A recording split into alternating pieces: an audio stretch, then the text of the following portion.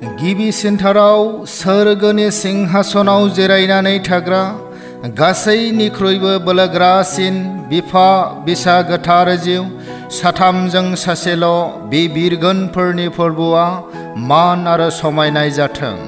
आरो नैथियाव बे फोरबोजोंनो दैदेनजाग्रा आरो बेनि सबरनखौ मानिग्रा आंनि सोमोन्दोआव मानिजाथाव सिबिजाथाव गेदेमा उन्दै गेदेर बयनिसिमबो दिनैनि गोथार सानजों लोब्बा लाखिनानै नैबे बरसानि फुंखा इउटुब चेनेलनि द्वारै आंनि गोसो गोरबोनि अननाय आरो सिबिनायखौ नोंथांमोन बयनोबो जासिग्रोहरनाय जाबाय। जों दिनै सोलोंलायगोन उपबास एबा उदै बासिनायनि सोमोन्दै। माथाइनि सुजुनाय गाहाम खौरां 17:27 सिरि। आन्थाइ आरज खालामनाय आरो उदै बासिनायजों नङाब्ला बेबादिखौ खालामनो हाथारनाय नङा। मोनसे समाव सासे सुबुंनि बिसाज्लानाव सैहोग्रा गाज्रि जिउआ गोबाव सम गावनि गोसो बादि सासन खालामदोंमोन आरो बे गथ'खौ बिफाया जिसुनि सोलोंग्राफोरनाव लांदोंमोन, नाथाय हायाखै। हायैनि जुनाव सोलोंग्राफ्रा जिसुनाव लांफिनदों। बे समावनो फोरबो जिसुआ बे बाथ्राखौ बुंदोंमोन।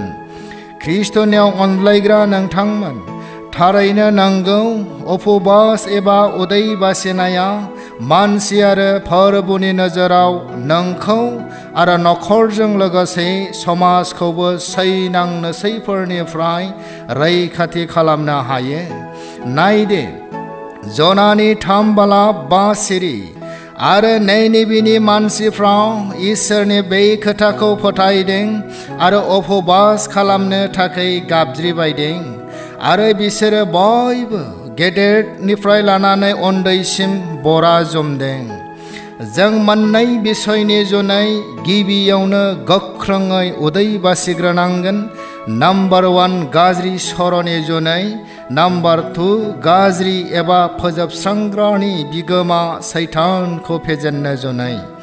नायदे, जेरेमिया 7:5 सिरिनिफ्राय 7 सिरिसिम। मानोना नोंसोरो नंथारगौयै नोंसोरनि साल सलन आरो नोंसोरनि गाज्रि मावनायफोरखौ फोसाबमारब्ला, परदेसि मावरिया बालन्दिखौ नासयाब्ला, नोंसोरो गाज्रिनि उन उन थाबायफायाब्ला, नोंसोरनि जुनै गोदोनो गथायखादोंमोन बे जायगाखौ आङो नोंसोरनो होगोन। फोरबोनियाव अनलायग्रा नोंथांमोन, नों जेब्ला नखरजों लोगोसे गावनि गोसोआव बोलो एबा फोथायनायाव लोरबां जादोंब्ला, उपबासनि जोहै फोरबोनियाव गथाय। नायदे, 1 पेट्रनि 5:7 सिरि। नोंसोरो गावसोरनि दुखु मानिखौ बिनि सायाव गार, मानोना बियो गोसो होनायजों जोथोन लायो। अनलायग्रा लोगो नोंथांमोन, जेब्ला नों माहारि हिसाबै ख्रिस्टियानब्लाबो गोरोन्थि मावनो मोजां मोनो आरो बुहुमाव नों बे गोरोन्थि मावनायनिफ्राय गावखौ उपबासजों सोलायोब्ला, नायदे, जनानि 3:10 सिरि। इसोरा बिसिनि गाव गावनि साल सल'निफ्राय गिदिंफिननायखौ नुदों आरो बियो बिसोरनि सायाव जेखौ मावनो हास्थायदोंमोन बेखौ मावाखिसै। ख्रिस्टनियाव अनलायग्रा लोगो नोंथांमोन, बिदाय लालांनाय बोसोर एबा दिनफ्राव आरो सोलिफुबाय थानाय दिन एबा सानफ्रावबो गावनि आरो समाजनि जेंना आरो खैफोदनि जुनै मोजां हालोदखौ मोनफिननो थाखाय जानो हागौ जों गोबां उपबास थाबोबाय। नाथाय नायदे, जेसाया 58:3 सिरिनि A B सिम। बिसोरो बुङो, जोङो उपबास खालामब्लाबो नोङो मानो नायहरा? जोङो गाव गावखौ दुखु सैहोब्लाबो नोङो मानो गोसो होआ?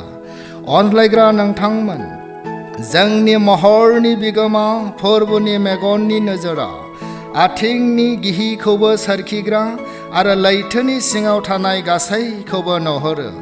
बेनिखायनो जोंनि सर'जों थानाय उपबासखौ आरो जिउजों थानाय थामहिनबा गेब्लेनाय गोसोजों थानाय उपबासखौबो बिनि बोर गोनां मेगना नुहुरो।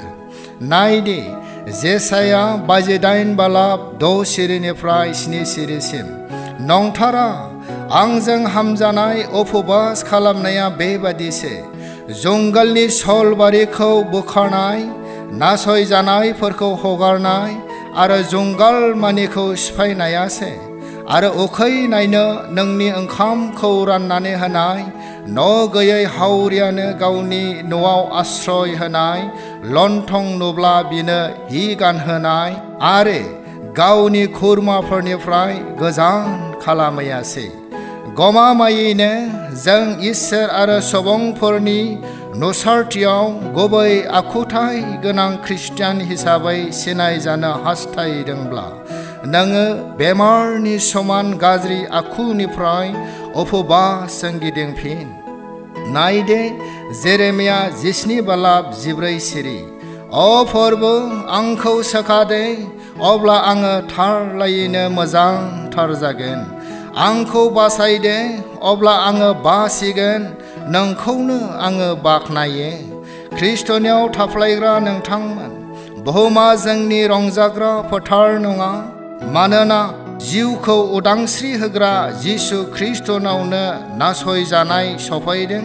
अब्ला दसेबो धोरोमाव दिदोम थानो रोङै माहारिफोरनाव माबादि सैनांनाय सफैगोन। बबेखानि जोंनि साननाय आरो हनाया जेब्लायबो फोरबोनि बेरेखा बेनिखायनो सोलायनि। नायदो जबनि 41 बालाब 6 सिरि दाहा बिजाब 5 बालाब 21 सिरि बेनिखाय सिगां बुंबोनाय बाथ्राफोरनि लागै दा आङो लाजि मोनो आरो हाद्रि आरो हाथफ्ला सायाव थानानै दा आं गोसो गाबो। अनलायग्रा नोंथांमोन गोरबो बेखेवना बोहैहोनाय मोदैजों लोगोसे फोरबोजों हामजानाय उदै बासिनाया गोरा गोसोनि राजा एबा मानसिनि गोसोखौ बायग्लिहोयो। नायदे इस्टारनि 7 बालाब 1 सिरिनिफ्राय 10 सिरिसिम इस्टार रानिया उपबासनि दुआरै दुष्ट हामाननि गाज्रि फोजोबस्रांनो खायदा खालामनायनिफ्राय गावखौ खांग्रा मर्देखाइजों लोगोसे जुदायारिफोरखौनो गावनि राजा आहासुरासनाव खावलायनानै रैखाथि होनो हादों। जोबनायाव दिनैनि गाहाम खौरांखौ नेनानै थानायजों लोगोसे खोनासंग्रा साफ्रोमखौ हामबाय होनो आरो दिनैनि गाहाम रादाबा एसेनोसै। फै जों आरज खालामनि। हा आरो सोरगोनि बिगोमा जोंनि गोथार आफा नोंहा मान आरो समायनाय जाथों।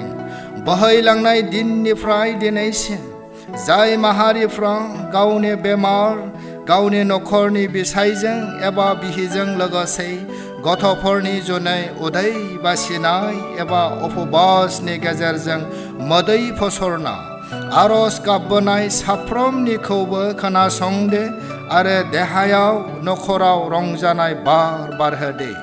बासायग्रा प्रभु जिसु ख्रिस्टनि मुङाव बिबाय आमेन।